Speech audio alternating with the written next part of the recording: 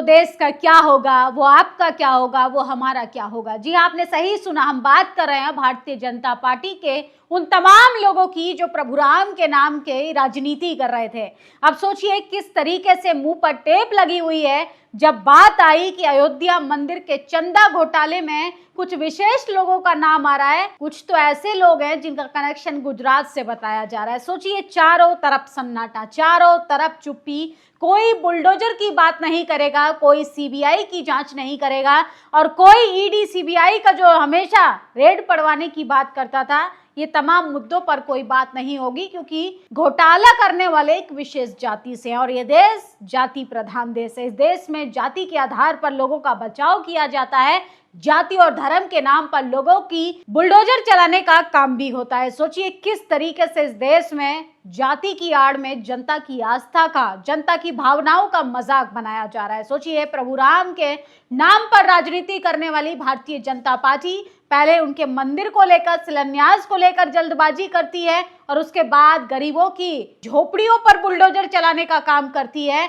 और उसके बाद वो मंदिर भी टपकने लगता है। चलिए, वहां तक तो ठीक था, लेकिन प्रभु राम के नाम पर जो चंदा आ रहा है उस चंदे को भी अब ये लोग गायब करने का काम कर रहे हैं। उसमें भी लूट मचा रखी है और इससे साफ पता चलता है कि इन लोगों को ना धर्म से प्यार है, ना प्रभु राम से प्यार है, ना सनातन से प्यार है। ये सिर्फ और सिर्फ जनता को मोहरा बनाते हैं। सोचिए, जो प्रभु राम को धोखा दे सकता है, क्या वो इस देश को धोखा नहीं देगा, इस देश की जनता को धोखा नहीं देगा। सोचिए किस तरीके के हालात हो गए हैं कि बीजेपी आरएसएस लगातार राष्ट्रवाद की बात करती है, धर्म की बात करती है, धर्म के रक्षक बनने की बात करते हैं, और उसके बाद ना आरएसएस की तरफ से कोई जवाब आता है और ना ही भारतीय जनता पार्टी की तरफ से। सोचिए इस देश में किस तरीके के हालात हो गए हैं। आम आदमी पार्टी के सांसद संजय सिंह लगातार बोलने का काम कर रहे हैं। सोचिए, ये करोड़ों राम भक्तों की आस्था के साथ विश्वासघात है। राम जन्मभूमि से जुड़े जिम्मेदार व्यक्ति को जवाब देना चाहिए कि आखिर श्रद्धालुओं के विश्वास के साथ ये खिलवाड़ क्यों हो रहा है। श्री राम जन्मभूमि ट्रस्ट में महासचिव चंपत राय ने 2 करोड़ 92 लाख की जमीन 24 करोड़ में खरीद कर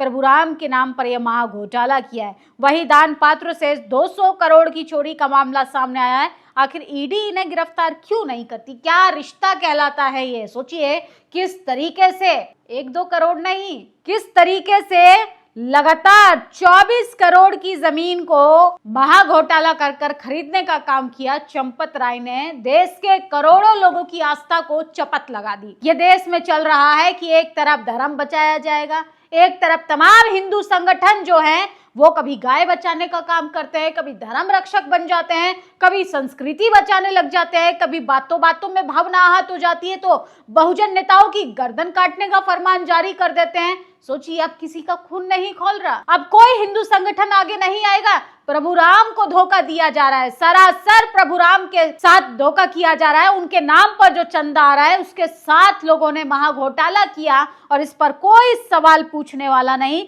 क्या वो तमाम लोग जो कट्टर हिंदू बनते हैं, कट्टर सनातनी बनते हैं, अब वो इन तमाम घोटालों पर बात नहीं करेंगे? क्या वो नहीं पूछेंगे कि जिसने घोटाला किया उनकी जांच होकर उनके घरों पर बुलडोजर चलना चाहिए? सोचिए किस तरीके से आस्था के नाम पर लोगों के भावनाओं के साथ खिलवाड़ किया जा रहा है। इस देश में करोड़ों हिंदुओं के आस्था के साथ खिलवाड़ न सिर्फ विश्वासघात भी किया है। सोचिए किस तरीके से करोड़ों के चंदा में चोरी की गई और चारों तरफ चुप्पी है। इस पर कोई जवाब मांगेगा तो उल्टा पलटकर भक्त जो है उसको गाली देने का काम करेंगे। अरे एक सवाल तो पूछने का साहस दिखाइए। जिस तरीके से मुसलमानों की लिंचिंग करते हो, रास्ते में आकर दलितों को गाली देते हो, दलितों को जूतों की माला पहनाते हो, मटका कर पानी पीने पर उसको मार देते हो, दलित के घोड़ी चढ़ने पर तुम्हारा ईगो हर्ट हो जाता है, अहंकार को ठेस पहुंचती है। प्रभु राम के चंदे में घोटाला हुआ है, अब किसी की भावना आहत नहीं हो रही है क्योंकि घोटाला करने वाले एक विशेष जाति के हैं। तो सोचिए किस तरीके से इस देश में तांडव चल रहा है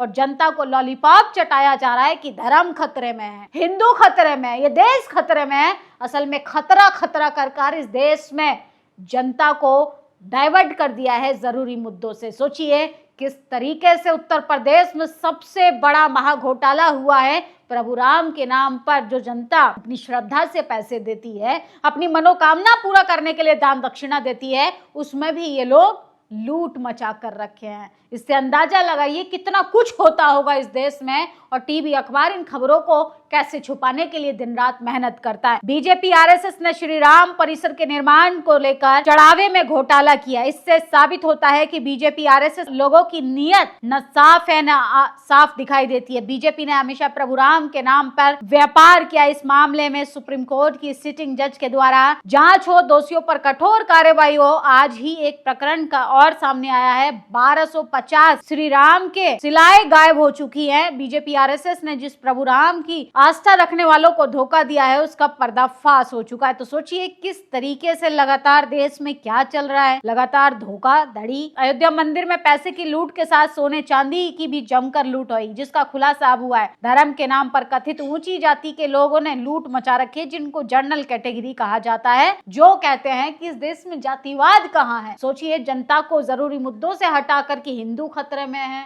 मुसलमान आपकी गाय ले जाएगा, बेटी ले जाएगा, बहन ले जाएगा, बेतुके बयान देकर आपका मुद्दों से ध्यान भटकाते हैं। लेकिन देश में क्या चल रहा है, इतना बड़ा महा घोटाला हो गया। सोचिए जो देश के साथ गद्दारी कर सकता है, जो प्रभु राम के साथ गद्दारी कर सकता है, वो जनता के मुद्दों के साथ कितना कुछ गड़बड़ करते होंगे। बताइए अब क्या ही कहा जाए। ऐसा लग रहा है कि मानो राम नाम की लूट मची है। लूट सको तो लूट लो। 1250 श्री राम की शिलाएं गायब हो गई। सोने चांदी हीरे की शिलाएं का हिसाब कौन देगा। मॉरिशस से आई थी सबसे महंगी शिलाएं, मुंबई व्यापारी ने दी हीरे जड़ी शिलाएं। तो सोचिए ये हालात हो गए हैं, क्या क्या गायब करेंगे। प्रभु राम के नाम पर जो लूट मचा रखी है, अरे प्रभु राम को तो बख्श देते, जनता को लूट रहे हो महंगाई से, बेरोजगारी से, भ्रष्टाचार से। यहाँ तक तो समझ आता है कि भाई सरकार बदलेगी फिर जनता के पुराने दिन आ जाएंगे। अच्छे दिन से जनता अब उब चुकी है, लेकिन प्रभु राम को धोखा देना, सोचिए ये सिर्फ धोखा देना नहीं बल्कि करोड़ों लोगों की आस्था का मजाक बनाना है। मंदिर का पैसा खाने वाला 60,000 साल तक मल का कीड़ा बन के रह गया। ये देवकी नंदन ठाकुर एक कथावाचक है, लेकिन ये नहीं बोलेंगे कि इन लोगों पर कठोर कार्रवाई हो। सोचिए ये नहीं बोलेंगे कि इनके घर बुलडोजर चले, ये नहीं बोलेंगे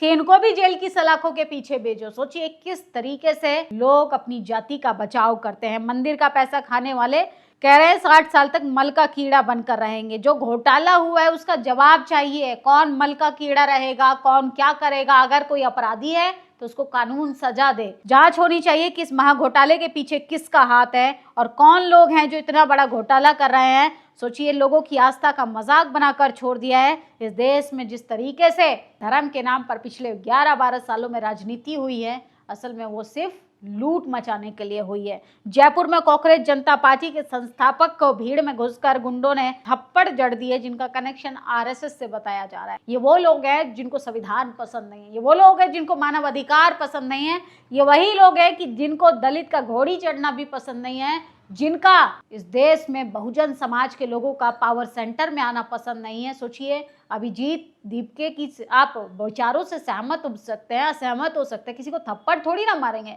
लेकिन राष्ट्रवाद के नाम पर खोखले नफरती चिंटू किस तरीके से अंजाम देते हैं। कभी चंद्रशेखर आजाद पर हमला करते हैं, कभी अभिजीत पर थप्पड़ मारने का काम करते हैं। ये वही लोग हैं जो जातिवाद को बनाए रखना चाहते हैं, वर्ण व्यवस्था को बनाए रखना चाहते हैं और ऐसे आरोपियों पर कठोर कार्रवाई हो जो कानून को बर्दाश्त नहीं करते, जो लोकतंत्र को बर्दाश्त नहीं करते। सोचिए अभिजीत क्या कह रहे हैं, भाई पेपर में धांधली हो रही है, शिक्षा मंत्री इस्तीफा दे। शिक्षा मंत्री की आलोचना करना अपराध हो गया है, प्रधानमंत्री से अपनी की बात करना अपराध हो गया है। हम तकलीफ को किससे कहें। जनता अपनी तकलीफ प्रधानमंत्री से शिकायत नहीं कर सकती, भक्तों को मिर्ची लगती है, जैसे उनके अब्बा हो, उनके पापा हो। इस देश में किस तरीके से मुद्दों से ध्यान भटकाने के लिए लोगों ने गैंग तैयार की है कि आप प्रदर्शन में जाओ, आप माहौल खराब करो, आप प्रदर्शनकारियों को मारो पीटो, उन पर हमला करो, उनकी लिंचिंग करो और हम हैं ना आपको बचाने के लिए। सोचिए वही लोग हैं जो राम नाम की लूट करने वालों को भी बचाने का काम कर रहे हैं। क्यों आरएसएस मुंह खोलकर टिप्पणी नहीं करता है, क्यों नहीं प्रधानमंत्री कुछ बोलते हैं, क्यों नहीं तमाम भारतीय जनता पार्टी के राष्ट्रवादी कट्टर सनातनी क्यों नहीं बोल रहे हैं। भाई राम के नाम पर लूट हुई है। इस देश में दलित, पिछड़ा, आदिवासी, मुसलमान नहीं है, प्रभु राम करोड़ों लोगों की आस्था उनसे जुड़ी है, उनके साथ घपला हुआ है और आप तमाम लोग चुप्पी साधे हुए हैं। ये कैसी आस्था है, ये कैसा मजाक है, ये कैसी श्रद्धा है कि जब जब चुनाव आता है तब तब आपकी भावना आहत होती है, जब कुर्सी बचानी हो तब धर्म खतरे में आता है। तो इस देश में सब के सब जो चीजें चल रही हैं उसका मास्टरमाइंड है और वही सबको टास्क दिया है कि आप ये करो और वो करो।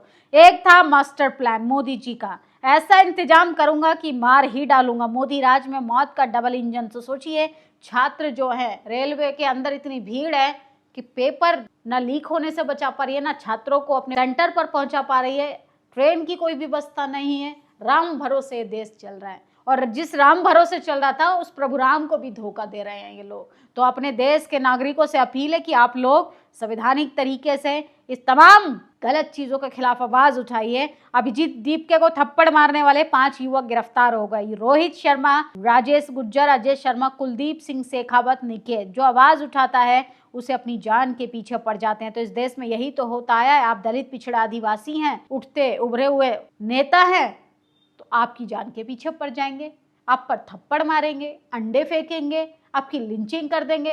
दलित घोड़ी चढ़ जाता है तो इनकी भावना आहत हो जाती है, दलित सिस्टम में चला जाता है तो इनकी भावना आहत हो जाती है, दलित सांसद बन जाता है तो सांसदी के पीछे पड़ जाते हैं। सोचिए किस तरीके से देश के हालात हो गए हैं। टीवी, अखबार, बीजेपी का दौर आने से पहले जो डेमोक्रेसी की बड़े बड़े डिंगे हाँकते थे, आज क्या हो गया उनको? प्रधानमंत्री को चूड़ी भेजी जाती थी। सोचिए आज देश के हालात इतने चरमराए हुए हैं कि देश के प्रधानमंत्री बाहर जाकर नाच गाना देख रहे हैं और अपने देश में प्रभु राम के नाम पर वहां घोटाला हो गया।